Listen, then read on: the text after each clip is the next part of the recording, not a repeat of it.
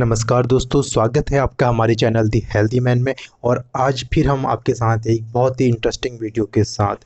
दोस्तों, जिस प्रकार कोरोना बढ़ रहा है और उसी प्रकार आपने सीआरपी नाम का एक टेस्ट जिसके बारे में आपने काफ़ी सुना होगा कि सीआरपी टेस्ट इसमें कोविड में कर रहे हैं। ठीक है, तो आज हम आपको बताना चाहेंगे क्या सीआरपी होता क्या है, ठीक है, ये टेस्ट क्यों किया जा रहा है, उसकी वैल्यू क्या होती है, और एट द लास्ट हम बताएंगे कि सीआरपी कम कैसे करें। कुछ ऐसे नुस्खे हैं जिससे आप अपना सीआरपी कम कर सकते हैं। ठीक है, तो चलिए स्टार्ट करते हैं। सबसे पहले बताना चाहूँगा सीआरपी होता क्या है। ठीक है, सबसे पहले सीआरपी की डेफिनेशन यानी सी रिएक्टिव प्रोटीन जिसे बोलते हैं। ठीक है दोस्तों, क्या होता है एक्चुअली, जब कभी भी हमारी सेल्स यानी हमारी जो बॉडी में कभी भी जो सेल्स होती है अगर जब भी डैमेज होती है यानी उसके अंदर इन्फ्लेमेशन होता है यानी हमारी कोशिकाएं मर रही होती हैं, तो उसमें से हमेशा एक जो उसकी सेल मेम्ब्रेन होती है, उसकी जो झिल्ली होती है बाहर की, वहाँ से एक केमिकल निकलता है जिसे हम बोलते हैं फॉस्फोकोलिन। ठीक है, तो अब क्या होता है, तो इसके रिस्पॉन्स में लीवर से एक प्रोटीन निकलता है जिसे क्या बोलते हैं, सीआरपी, सी रिएक्टिव प्रोटीन। ठीक है,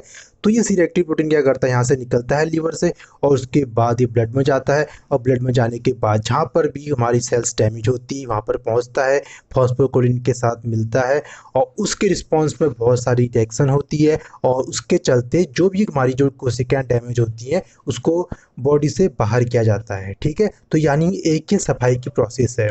और जो इनडायरेक्टली ये दिखाता है कि हमारी कहीं भी हमारी बॉडी में कोशिकाएं डैमेज हो रही हैं, सेल्स डैमेज हो रही हैं, इन्फ्लेमेशन हो रहा है वहाँ पर को। ठीक है, तो इसीलिए कोरोना में इस चीज़ को इसलिए लिया जा रहा है क्योंकि कोरोना में जब हमारे लंग्स होते हैं, लंग्स डैमेज हो जाते हैं। ठीक है, लंग्स डैमेज हो जाते हैं तो वहाँ पर हमारी क्या होती है, सेल्स भी डैमेज हो रही हैं, और सेल्स डैमेज हो रही है तो पूरी रिएक्शन हो रही है और उसी चक्कर में सीआरपी भी बढ़ जा रहा है। ठीक है, तो इसलिए इस टेस्ट को कोविड-19 में यूज किया जा रहा है। ठीक है, अब बताना चाहूँगा कि सीआरपी बहुत सारी बीमारियों में, बहुत सारी चीज़ों में बढ़ सकता है। ठीक है, अब बताना चाहूँगा सीआरपी किन बीमारियों में बढ़ सकता है। सबसे पहले बताना चाहूँगा मैं आपको जो हार्ट, देखो क्या होता है ना, अगर किसी भी इंसान को जिसका सीआरपी बहुत ज़्यादा है और उसके अंदर हार्ट अटैक आने के चांसेस ज़्यादा होते हैं। ठीक है, बजाय जिसका सीआरपी कम है।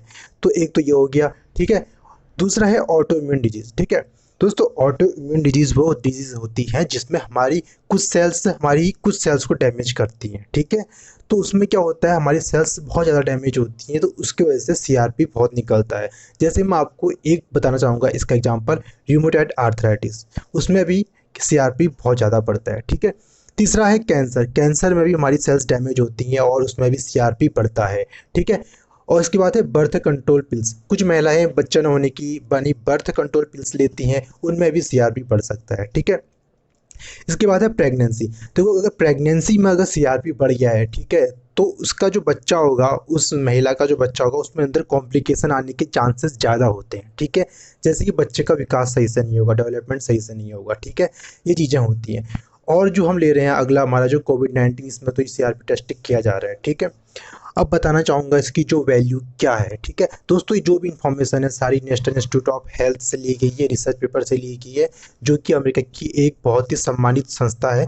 तो ये सारी इन्फॉर्मेशन वहाँ से ली गई है और जो इसकी वैल्यू मैं आपको बता रहा हूँ वो भी वहीं से ली गई है। ठीक है, तो जो उसकी नॉर्मल वैल्यू होती है वो 10 mg/लीटर होती है। यहाँ पर ध्यान देने की बात है कि लीटर में। ठीक है, कहीं पर आपको मिलीग्राम/डेसीलीटर भी दिखेगा, तो ये लीटर है, आप ये ध्यान रखना। ठीक है, नॉर्मल में 10 mg/लीटर। ठीक है, इससे कम होना चाहिए। ठीक है, कोरोना में कितना हो रहा है, कोरोना में 20 से 50 तक देखा जा रहा है। ठीक है, और अगर जो बहुत ज़्यादा सीवियर है उसमें 50 से ज़्यादा भी दिखाया गया है। ठीक है, जो एंड स्टेज में उसमें बहुत ज़्यादा दिखाया दिया है। ठीक है, कोरोना में रिसर्च हुई थी सीआरपी के लिए, तो उसमें देखा गया जिसका SpO2 90 से कम है उसके अंदर सीआरपी ज़्यादा है। ठीक है, और जिसका SpO2 90 से ज़्यादा है उसके अंदर सीआरपी कम दिख रहा है। ठीक है, तो ये रिसर्च जो हुई थी।